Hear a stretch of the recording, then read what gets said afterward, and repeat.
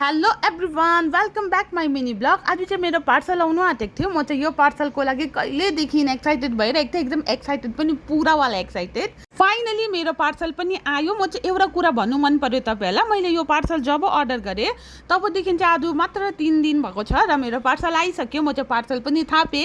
यहाँ चाहिँ मलाई कोड दिनु पर्यो अरे होइन, मैले चाहिँ पेमेन्ट चाहिँ पहिला गरिदिइसकेको थिएँ। यो पार्सल देखेर त तपाईँ सबैले थाहा पाइसक्नु भएको छ कि के को पार्सल आयो भनेर। यस, मलाई चाहिँ नयाँ नयाँ प्रोडक्टहरू युज गर्नु मनपर्छ। यो चाहिँ मैले अलिकति ढिलो मगाएँ किनकि अब रिस्क पनि हुन्छ स्किनमा होइन, भरि स्किनहरू खराब गर्यो भनेर सबैको हेरेर त्यहाँबाट या मैले पनि सोचेँ मगाउँछु अब भनेर मैले मगाएँ। यो चाहिँ टोनर र सिरम हो, एकदम राम्रो क्वान्टिटीमा रहेछ अनि यसको खुसबु पनि मलाई पुरा मन पर्यो।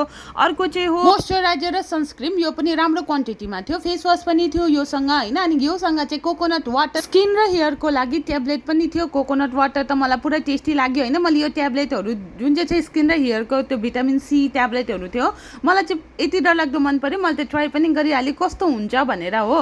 तपाईँहरू पनि ट्राई गर्नु सक्नुहुन्छ। यो चाहिँ हो प्लिक्सको प्रोडक्ट, मलाई चाहिँ सबै मन पर्यो। म चाहिँ यो प्रोडक्ट अझै 1 विकसम्म युज गर्छु अनि म तपाईँहरूलाई भन्छु कस्तो के हो भनेर। मलाई चाहिँ यो प्रोडक्टको क्वान्टिटी चाहिँ अहिले फिलहाल ठिकै लाग्यो। Okay everyone, thank you for watching, bye, see you my next mini blog.